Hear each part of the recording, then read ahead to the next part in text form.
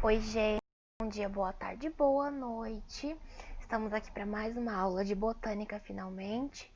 E hoje não tem imagem porque a minha aparência está deplorável.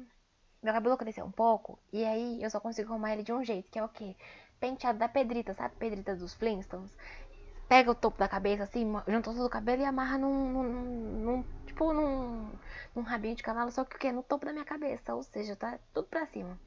Mas enfim, seguimos aqui, né? Seguimos o baile. Então hoje, né, por questões de bem-estar para mim, eu não gravei com imagem. Mas aqui a gente segue, aqui vai ser estilo podcast, não é mesmo? Pra vocês me ouvirem o quê? Enquanto vocês lavam louça, né? Aquelas. Então, gente, hoje a gente vai falar de briófitas, né? O melhor grupo de plantas possível. Mas antes disso, eu queria trazer um questionamento para vocês, né? Porque vestibular não é só a gente fazer as coisas mecânicas, né? Ai, nossa, mas eu vou fazer essa questão de física com a forma do Q igual a MCT, porque é assim, não sei o quê. Não, a gente tem que ter um senso crítico, a gente tem que ter um pensamento, né? Como é que eu posso dizer? A gente tem que ter um pensamento crítico mesmo em relação a tudo que a gente aprende e qual é a aplicação disso para nossa vida, né? Como eu já falei para vocês em outros momentos. E o questionamento que eu trago hoje é: gente, será que o Michael Jackson morreu de verdade? Eu tava vendo umas teorias da conspiração e eu penso assim, gente, eu acho que não, né? Mas enfim, né? Isso foge um pouco das nossas briófitas. Então, né? Seguimos hoje para nossas queridíssimas briófitas. Mas antes de a gente falar de briófita propriamente dita, a gente tem que falar onde que as briófitas estão, né? As briófitas, elas estão inseridas no reino plante, que também é chamado de metáfita, né? Novamente não gosto da denominação de reino por conta de não ser certo do ponto de vista filogenético, taxonômico, enfim. Mas tudo bem. Para vestibular a gente usa reino plant, então a gente vai ter que seguir aqui no reino plant, né? Reino plant, então, o famoso reino das plantas, reino metáfita. Eles são, conjuntamente, pluricelulares, ou seja, tem mais de uma célula. Eucariontes, então eles têm aquela estrutura celular em que a gente tem uma carioteca, não sei o que, várias organelas, tudo bonitinho e organizado. Uma característica que diferencia o reino plant dos demais, tirando o reino monera, né, que o reino monera também tem essa característica, é esse autotrofismo, né? Então eles são capazes de produzir ali o próprio alimento. As plantas, como a gente já comentou no nosso bloco de bioquímica barra fisiologia, elas produzem ali o seu alimento porque elas são capazes de fazer fotossíntese.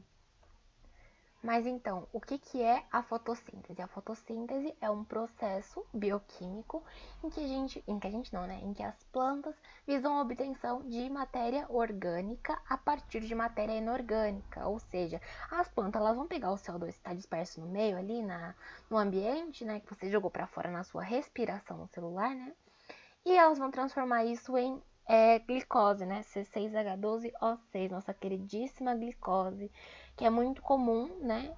Pra gente, pra nossa nutrição, digamos assim, porque a base do nosso metabolismo é glicose, tipo, o principalzão, porque lembra daquela aula lá de bioquímica, aquela aula conjunta com o professor Breno. A glicose, o nosso sistema nervoso, ele só utiliza a glicose para manutenção das suas funções vitais ali, bem barbizinho todo, né? Enfim, e aí, beleza. Então, autotróficas fotossintetizantes, né? Essa é uma característica que realmente não tem exceção dentro do reino plant, tá? A gente tem uma suposição geral, assim, de que as algas verdes aquáticas são ancestrais diretos das plantas, ou seja, a gente tinha ali as alguinhas bonitinhas e o grupo que saltou, o grupo que se desenvolveu a partir dela, foi ali o grupo do reino plant, né? E a gente tem no reino plant 4 grupos principais, né? Não é que só porque eles são 4 grupos principais que eles são filos, né? É tipo, não é bem um sub-reino, é por isso que eu não gosto dessa classificação, porque não fecha as coisas não fazem sentido. Mas assim, vamos tratar como grupo só, né? Não precisa dar nome aos bois. A gente tem 4 grupos principais: briófitas, pteridófitas, gimnospermas e angiospermas. Tá? E hoje a gente vai trabalhar com as nossas queridíssimas briófitas, tá? Que eu amo, assim, amo de paixão. Já eu comecei a fazer iniciação científica com briófitas, elas são muito fofas, inclusive maravilhosas, subestimadas 100%. aqui, gente, não vai. Sempre sabotada pela tecnologia, né, gente? Mas tudo bem. E aí, a gente tem termos importantes. Eu vou começar a mexer no cursor, porque aí vai dar uma sensação de que eu estou mais próxima de vocês. Não é só um slide passando na tela de vocês, né? Então, vamos mexer aqui, ó. Estou junto com vocês com a minha patinha de gato, como sempre, desde o primeiro vídeo. A gente tem alguns termos importantes antes da gente começar o nosso grande grupo de plantas, tá? Inclusive, eu esqueci de falar antes, mas é agora que começa, basicamente, a matéria que a FUVEST gosta. Ponto. Para os FUVESTers de plantão, o que eu passei antes, claro que é importante, porque vocês precisam saber, de uma maneira geral, para o Enem também, para outros vestibulares, Unicamp, né, FAMEM, FAMERC, enfim. Mas, agora, nesse momento, a gente vai começar um bloco que, para a FUVEST, é o que importa, da botânica, tá? Então, se vocês...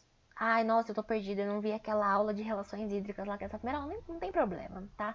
Se o seu foco é FUVEST, fica aqui comigo, então vamos seguir até o resto do ano juntinhos, que a gente vai aqui ficar doutorzinho no Reino Plant, né? Enfim, e aí a gente tem 4 termos principais, né? A princípio, qualquer coisa a gente vai falando mais ao longo das aulas, mas são o quê? Primeiro termo, criptógama. Criptógama. O que são criptógamas? Pode vir uma questão, ai, as plantas XY são criptógamas. Criptógamas são plantas que se reproduzem por meio de esporos ou gametas e elas não têm sementes, então elas não usam a semente para... Ela não tem semente, logicamente, não usa para reprodução. E as plantas criptógamas no nosso grupão são as briófitas e as pteridófitas, tá? Aí a gente tem um outro termo, né? Que são as fanerógamas. Fanerógamas são as plantas que elas se reproduzem por meio de sementes, tá? Não, elas não usam lá os seus esporos e gametas. Claro que os gametas eles estão envolvidos na formação, mas não é assim que... essa não é a base da reprodução, tá? A base da reprodução é o quê? Semente, tá? E fanerógama também é a mesma coisa que espermatófita. Então você pode ouvir falar de espermatófita, na questão pode estar escrito, as espermatófitas não sei o que, não sei o que, não sei o que lá. Mas você pode também ver fanerógama, tá? Então é bom saber os termos. Outro termo, né? Embriófita. O que são embriófitas? Embriófitas são plantas que, quando fecundadas, desenvolvem um embrião. Isso é uma característica geral para todas as plantas. Então, todas as plantas são embriófitas, tá? As plantas terrestres, tá bom? E, por fim, traqueófita, tá? Traqueófitas são aquelas plantas que apresentam sistemas vasculares, tá?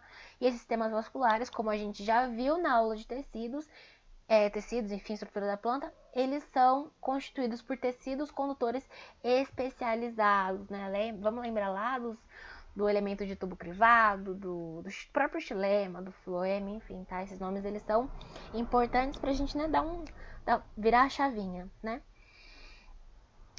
Seguimos, então. Eu botei pro lado, mas acaba. Pro lado também vai, olha só, não é só pra cima e pra baixo, mas tudo bem.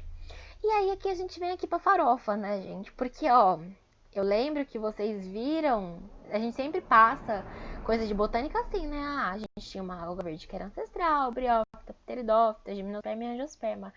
Eu deveria ter invertido esse slide. Inclusive, vou fazer isso. Inverti, pronto, tudo certo.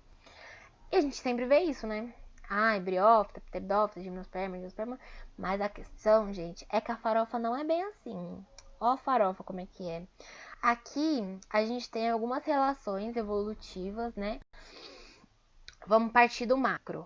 Todas as plantas terrestres são embriófitas, né? Briófitas, pteridófitas, gimnospermas e angiospermas. As angiospermas estão contempladas nesse grupo antófita, tá? Mas aí o problema é, gente, as relações evolutivas entre eles não são muito claras.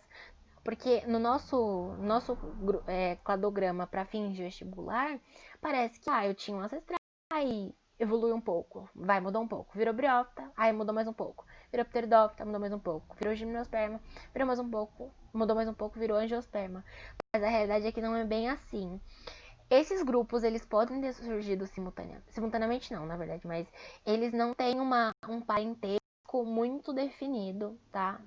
Até dentro do próprio grupo muito grande, por exemplo.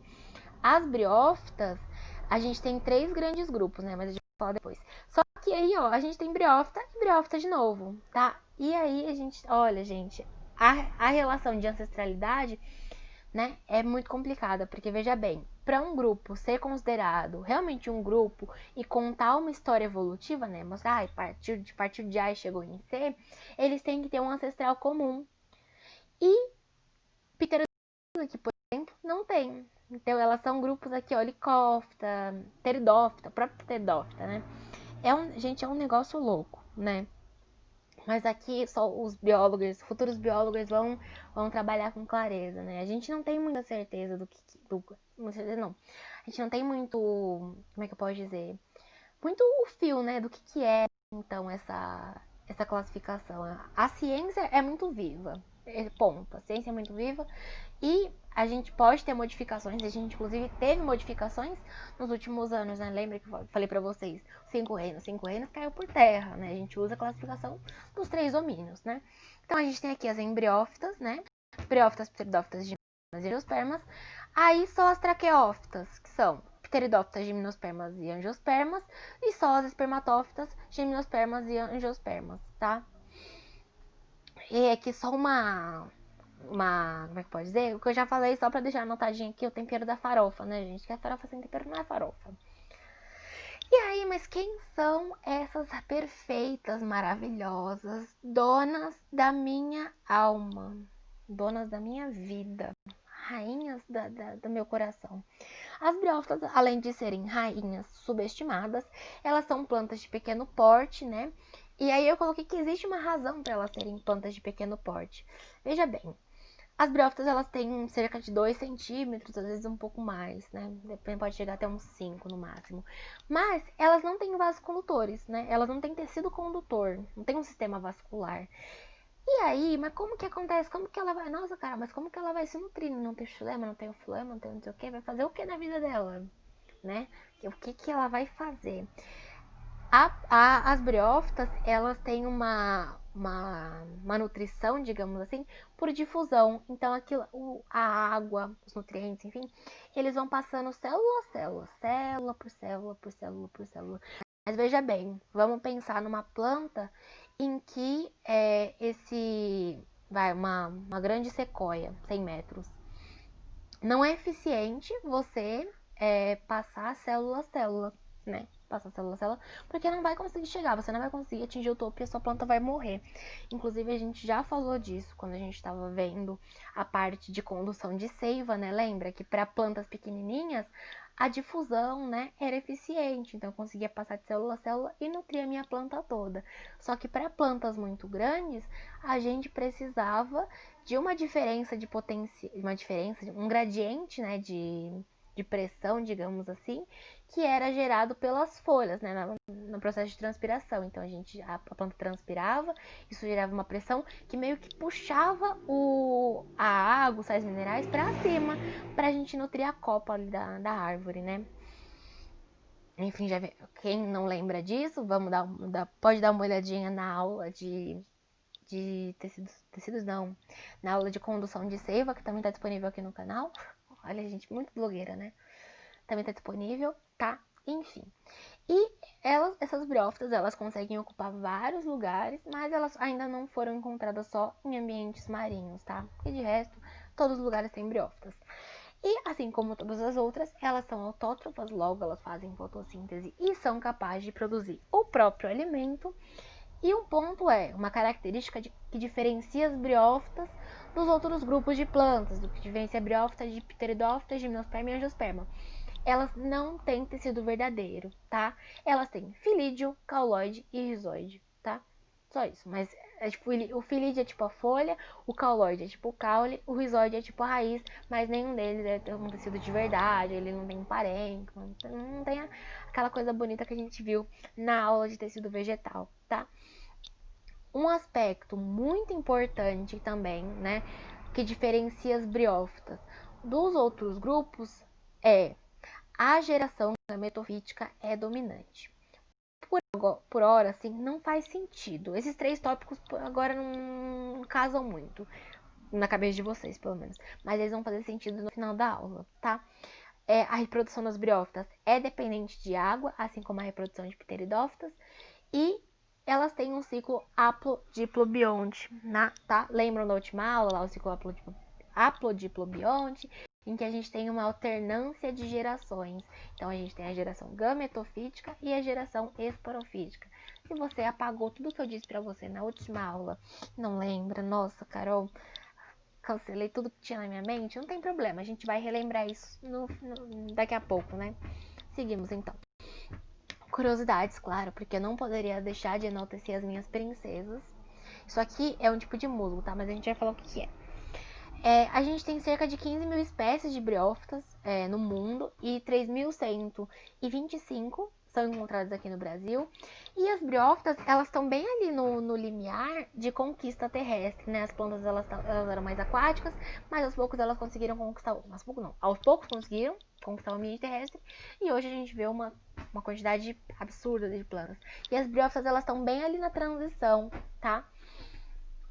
O crescimento, como eu já falei no último slide, ele é limitado, então, pela difusão, né? Então, se ela fosse muito grande, esse transporte por difusão, essa difusão, né, não seria tão eficiente. Uma característica muito legal, assim, muito importante também das briófitas que deixam as angiospermas no chinelo, gente, são que essas briófitas são poiquilohídricas, tá? O que isso significa? São plantas que são tolerantes à dessecação. Ou seja, se você deixar a briófita, né, no caso, ela consegue ficar muito tempo sem água. Não muito tempo, né? Mas ela consegue ficar um tempo razoável sem água. E aí, quando você bota água nela de novo, ela fica verdinha de novo. Maravilhosa, tá? Angiospermas não conseguem fazer isso. Angiospermas, deixa ela 3 dias sem água, tá morta já. Olha só, por que chora as angiospermas? E além disso, as briófitas, elas têm clorofila A e B, parede de celulose, e algumas possuem cutícula. Existe coisas na literatura que falam, não, porque briófita não tem cutícula, briófita não tem cera. Briófita tem cera sim, briófita tem cutícula sim, tá? Anotado.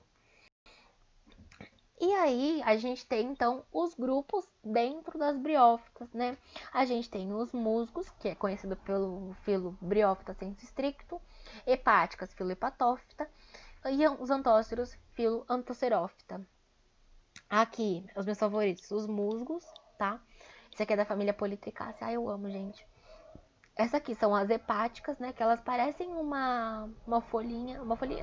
Elas parecem um liquinzinho, né? Se a gente for botar na ponta do lápis. O líquen folhoso. E aqui os antóceros. Os musgos e as hepáticas, eles são os mais comuns de você encontrar assim no ambiente, tá? Inclusive, para quem um dia for passear na cidade universitária, espero que muitos de vocês, muitos não, todos vocês, como alunos, a não ser você que não queira USP, você queira Unicamp, ou enfim, ou que seu campus não seja na cidade universitária, tem um paredão, assim, tipo, literalmente uma parede grande, lá no Instituto de Biociências, né, a famosa biologia, que tem uma parede, gente, cheia de briófita, uma parede só de briófita. Mas ela não tem esse esporófito, tá? É o atricoandrogino. É tudo pra mim. E aí a gente tem algumas diferenças morfológicas, né? Entre os grupos. Então, aqui a gente tem o musgo, aqui o antócero e aqui a hepática, né? A hepática tem esse talo, tá? Quando a gente vai pesquisar briófita, quando a gente pensa em briófita, a gente sempre pensa no musgo, né? Que tem esse gametófitozinho, né? Que é essa estrutura aqui. O gametófito, ele tem vários filídeos. Aqui a gente tem o rizóide, que é mais ou menos um caulóide. É tipo um caulóide de transição para rizóide já. E aqui a gente tem o esporófito. No esporófito a gente tem a seta, que é o cabinho do esporófito, e o esporófito tá ligado ao gametófito por um pé, tá? Tem um pezinho aqui. E além disso tem uma cápsula, e essa cápsula ela tem esporos, né? Lembra, a fase esporofítica, né? Então a gente tem uma produção de esporos. E isso aqui é a coifa, tá? É uma coifa que você consegue tirar também uma outra proteção. Aqui, nos antóceros. Gente, agora eu não lembro se isso aqui. Deixa eu lembrar. É isso mesmo, aqui são antóceros. É um antócero. É um, mas não é um só, né? Mas enfim, os antóceros, aqui tem o esporângio. O esporângio, por definição, é aquela estrutura que guarda ali os esporos e tudo mais. E aqui a gente tem as hepáticas, né? Que tem esse talo, tem esse conceptáculo, esse propágulo. Propágulo, ele é um fragmento da planta, tá? tanto o propágulo quanto o conceptáculo, eles são fragmentos da hepática. E quando você coloca, o conceptáculo, principalmente quando você coloca na superfície, ali na terrinha, né, no chão, ele dá origem ao indivíduo novo, tá? Então, eles têm diferenças morfológicas. Mas quando a gente pensa em embriófito, geralmente para vestibular, a gente sempre vai associar ao musgo, tá? Aí agora, gente, cadê? Aí aqui chegou um momento que é o terror, novamente, do vestibulando, que é o ciclo reprodutivo desse indivíduo. Aqui, gente, eu coloquei um esqueminha que eu vou repetir toda a aula, tá? Eu vou repetir toda a aula porque a gente precisa associar o esquema real, o ciclo real com o esquema, porque se eu colocar só isso aqui, vocês iam falar, Carol, o que é isso? Você mentiu pra mim, porque não tinha isso aqui na aula passada. Pois bem, gente, vamos aqui comparar ali um lado a lado. Primeiro vamos aqui. Ó, o bom de ser um ciclo é o quê? A gente pode partir de onde a gente quiser, olha só. Então vamos partir aqui do esporófito, certo? Que é o esporófito maduro. O esporófito maduro tem a sua cápsula, lá. O esporófito, por definição, ele produz esporos, certo? Quando você pensa em esporófito, você pensa em produção de esporos. Aí ele joga esses esporos ali pro ambiente, né? E esses esporos, eles vão dar origem ali a gametófitos, né? Então, ó, vamos ver aqui, ó, o organismo 2N, né? Ele é diploide, o esporófito. Ele faz ali a meiosezinha dele, faz os seus esporos e dá origem ao gametófito. Então, esses esporos, eles se desenvolvem em gametófito. Forma aqui os protonemas, né? Que são filamentos mais primitivos, digamos assim. E dão origem aqui aos nossos queridos gametófitos jovens, né? Esses gametófitos ali, eles vão evoluindo, vão crescendo, vem barbezinhos, e eles viram gametófitos maduros. Sendo gametófitos maduros, por mitose, eles vão produzir gametas, tá? E aí aqui a gente tem uma diferença entre o gametófito feminino e o gametófito masculino. O gametófito masculino, ele tem ali os seus anterídeos, tá? Que seria tipo a estrutura sexual. Os anterídeos com os anterozoides, que são os gametinhas. Já o gametófito feminino, eles têm o arquegônio com a oosfera, tá? Então, o que acontece? Esses anterozoides, meu Deus, a gata tá escalando a minha cortina, tudo bem. Tudo sob controle, né, Sabrina Spellman? E sim, minha gata chama Sabrina Spellman. A gente tem o Harvey Kinkle, o Nicholas Scratch. Enfim, tem o mundo mágico, o mundo sobre Sabrina aqui todo. Mas enfim, né, vocês já se perderam. Mas calma aí, a gente vai terminar e eu vou voltar. E aí, a gente tem então, né, como eu já falei, os anterídeos com os anterozoides e o arquegônio com a oosfera. Os anterozoides, eles vão sair aqui do gameta masculino. Do gameta masculino não, da estrutura masculina, né? Do gametófito, seria o gameta masculino mais ou menos. Do gametófito, e aí eles vão pra fecundar a oosfera, tá? A oosfera é como se fosse, a oosfera é o gameta feminino, tá? Então, anterozoide, gameta masculino, oosfera, gameta feminino. E aí, a oosfera se funde com o anterozoide e forma o zigotinho, né? O zigotinho que a gente gosta, né? Esse zigoto, ele é 2N e ele se desenvolve ali ele continua se desenvolvendo e tal, num gametófito maduro, tá? Aí a gente tem aqui a direção do gametófito maduro com um esporófito maduro também, tá? Então a gente gera um organismo ali bonitinho, adulto, completo. Então a gente tem a parte do gametófito e a parte do esporófito, tá? Que nada mais é do que o ciclo que a gente já passou aqui. Então veja bem, vamos acompanhar por aqui. A gente tem o esporófito, ele produz esporos, certo? Esses esporos, eles são diploidia reduzida, né? Porque, ó, lembrando, meiose é um processo de divisão celular que tem um caráter reducional. Então, o organismo 2N faz meiose e gera estruturas N, que são os esporos. Esses esporos, eles continuam se desenvolvendo, ali, geram um gametófito. O gametófito, ele é haploide, tá? Esse gametófito, ele faz uma mitosezinha, bem basiquinho todo. Ele é um gametófito jovem até que ele fica um gametófito maduro. Ele é capaz de produzir gametas. O gametófito feminino, ele produz... ele tem ali a oosfera, né? E o gametófito masculino, ele tem ali o anterozoide. O anterozoide e a oosfera, eles vão se juntar, tá? E aí vai ter a fecundação. Então, eu tenho anterozoide N com oosfera N, eu tenho ali o meu zigoto 2N, tá? E aí esse zigoto 2N, ele vai continuar ali, ele vai continuar crescendo, né, fazendo várias mitoses e tudo mais, e vai dar origem novamente a um organismo 2N, né, que é o esporófito, né? Então a gente já tem aqui, a gente continua com o nosso gametófito, mas a gente vai o quê? Construir ele, o nosso esporófito bem bonitinho. Um ponto importante, né, que eu falei pra vocês que ia fazer sentido agora. A fase gametofítica, né, então a fase que a gente tem aqui o gametófito, a produção do gametófito, ela é mais duradoura do que a fase do esporófito, dessa fase de produção de esporos, tá? Isso é uma característica das briófitas, tá bom?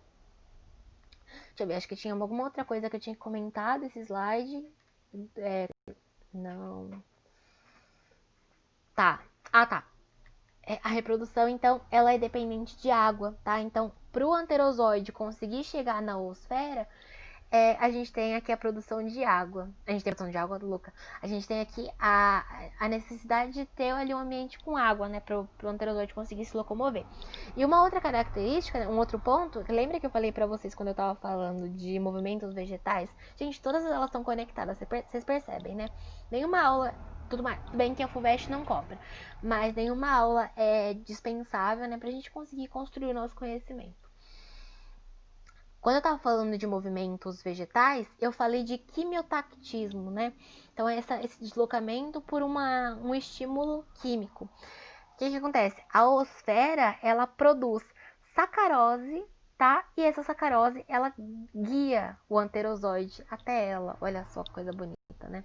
Não é bem a oosfera ali, é toda a estrutura do arquegônio que eles produzem ali, a sacarose, e isso faz com que o anterozoide consiga se guiar e falar, olha, é aqui que eu tenho que fecundar, olha só, chorachos, tá?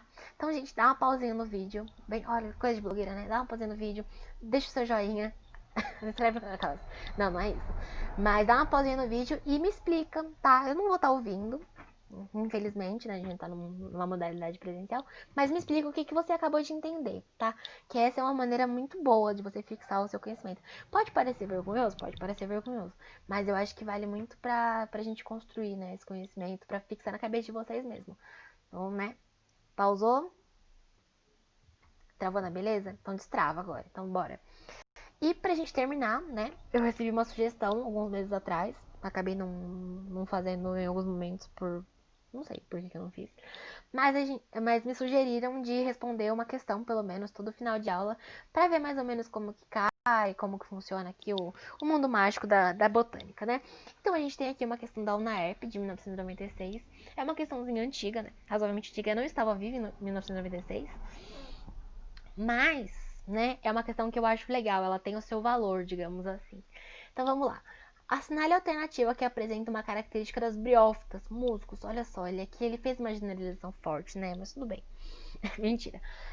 Mas é que o musgo, ele tá aqui porque ele é a referência de estrutura, né? Vamos lembrar que é o musgo. O musgo é esse aqui, ó. Que tem ali o seu gametófito com seus filídeos. Olha, a gente mexe já o negócio aqui. Enfim, tem o gametófito com seus filídeos e tudo mais. Então, não possuem raízes e sim rizóides. Claro que essa alternativa é certa, porque vamos lembrar que as briófitas, de uma maneira geral, elas não têm tecidos verdadeiros, né? Seguimos então. B. Possuem raízes e vasos condutores de seiva. Não, elas não possuem raízes e também não têm vasos condutores de seiva. Elas apresentam rizóides e a sua nutrição, digamos assim, ela é feita por meio da difusão, então não tem esse tecido especializado. C. Não possuem raízes, sim, mas possuem vasos condutores de seiva. Briófitas não possuem vasos condutores de seiva. Vocês têm que gravar isso no coração de vocês. Elas não têm vasos condutores e também não têm tecidos verdadeiros. E aí a D. A reprodução se faz por metagênese, sendo o esporófito a fase haploide. Gente, cancela, né? Cancela. Tudo bem, a reprodução das briófitas é sim por metagênese, que é um nome bonito, né? Um nome um pouco assustador, talvez, para alternância de gerações, né? Então, ela alterna entre esporofítica e gametofítica. Mas o esporófito, ele é a fase diploide, esporófito 2N. Já aí na E, a reprodução se faz por metagênese, é na fase gametofítica diploide. Não, a fase gametofítica é haploide. Vamos lembrar do gametófito? Pensa assim, pensa comigo, acho que pode confundir alguns, mas pode ajudar também. O gametófito, ele está sozinho, né? O gametófito é um, então ele é N. Não, essa não é a essência, mas não é esse não é a explicação 100%, mas é uma maneira de você lembrar. O gametófito ele é um, então ele está sozinho. Então ele é N. Já o esporófito, ele está acompanhado com o gametófito. Tem esporófito mais gametófito. 2N. Não é que o esporófito é N e o gametófito é N. Mas é só uma maneira de você lembrar. Então, se o esporófito, quando eu chego no esporófito, eu tenho 2, então pensa assim, então 2N, tá? Então, esporófito 2, gametófito 1, tá? Então, gente, por hoje é só. É isso, fiquem com aquele questionamento inicial de se o Michael Jackson está morto ou não, né? Várias teorias da conspiração do surto. Bons estudos, bom final de semana, bom restante de semana, forças, guerreiros, ícones perfeitos. E estamos aqui, seguimos juntos, Shallow Now, tá? Não esquece de dar um joinha e se inscrever no canal, tá? Qualquer dúvida, pode deixar nos comentários, né? Eu acho que é uma coisa que eu nunca falei nos outros vídeos. Mas se surgir alguma dúvida, pode deixar nos comentários que eu vou responder. Eu uso a conta do Botânica Arcadas, basicamente, pra fazer tudo no YouTube. Então eu sempre tô olhando, eu ouço música uma boa parte do dia, então eu sempre vou receber uma notificaçãozinha, tá? Então qualquer coisa é só deixar ali o seu comentário, tirar a sua dúvida, que eu vou responder o mais rápido possível, tá bom, gente? Beijos de luz. E é isso, seguimos juntos e Shallow Now.